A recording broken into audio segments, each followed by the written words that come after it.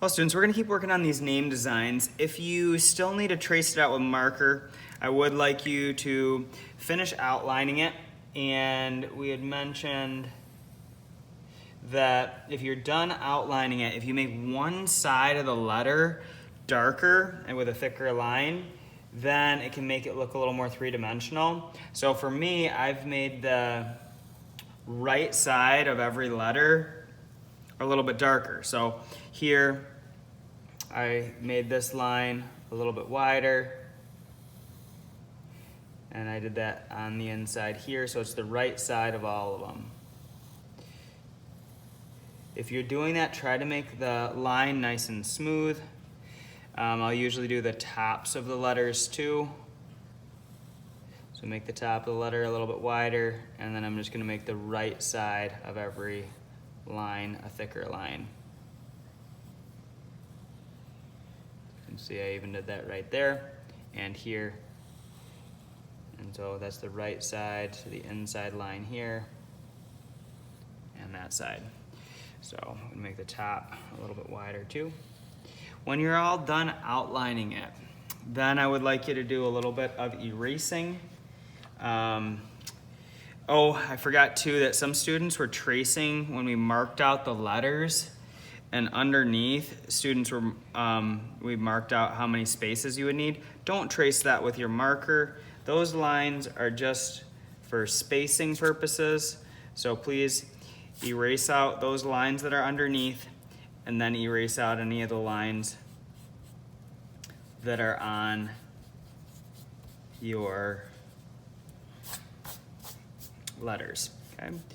When that's all done, then you can use the line poster to put designs in each of your letters. Now there's a couple things I want you to think about. One is to definitely use different things. So if I use dots here, I'm not going to use dots again. If I use this kind of this crossing checkerboard pattern, I'm not going to use that again. I wouldn't use blue or orange again right now because I've already used those. So I'm going to switch over here to green, and I'm going to do a broken line. So here I'm going to do 1, and then I'm going to do 2, 1, and then I'm going to do 2, 1, 2, 1, 2, 1. So it's just going to make a pattern. I also do not want you to just make the line one color. Please make sure that the line that you make is 2 colors. Now, green is next to blue on the color wheel. Green is also next to yellow, so that would work. I'm going to do a green and a light green. So I would make every letter 2 colors. Another thing to think about is that the space inside here is going to be painted. So I would not color in the whole letter. So we're going to design it with lines, but don't color it all in because then you won't have anything to paint. Now I haven't used zigzag line yet, so I'm going to do that within this pattern. And you can see how I have some of my lines going horizontally. I'm going to try to make some of them go vertically. I'm going to have this zigzag line go diagonally up this letter A.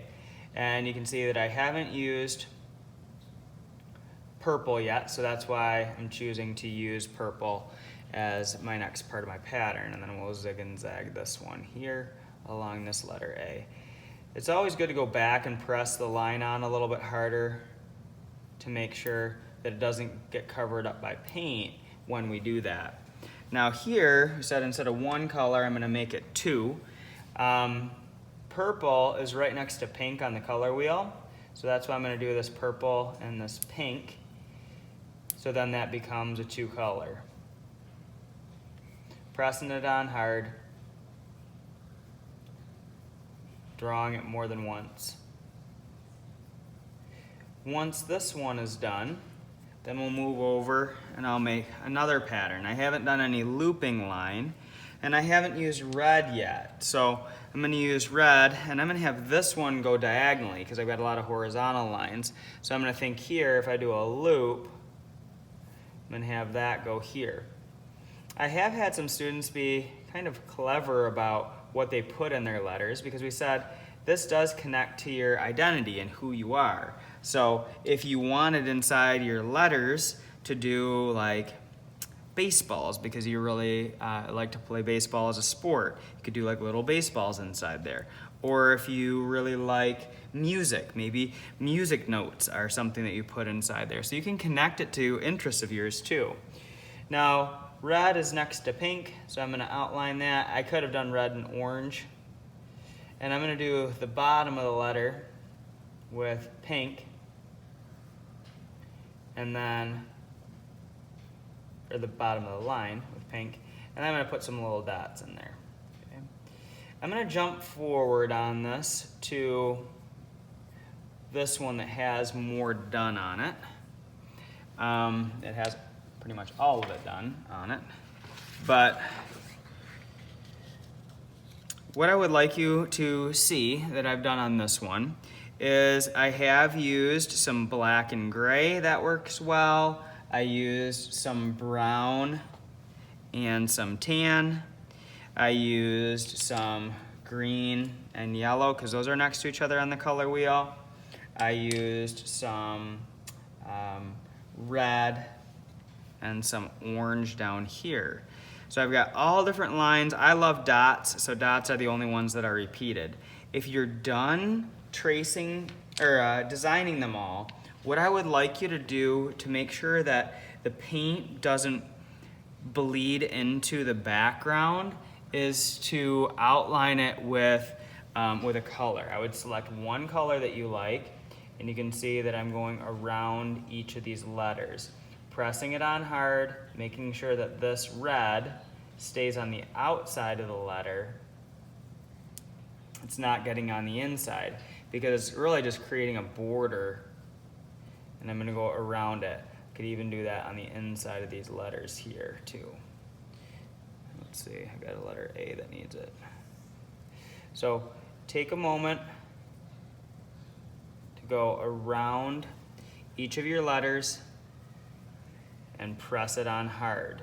You can see that I wouldn't just trace around it like this. If I went around it that fast, it's not going to look very good. So kind of go back and forth on the line and take your time.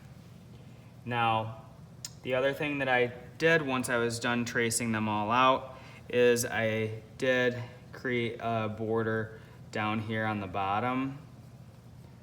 And then next time, we're going to work on painting them. So here, if for some reason you even get further than this, then you could do a mix on this red. So red could go with purple, red could go with pink, red could go with orange.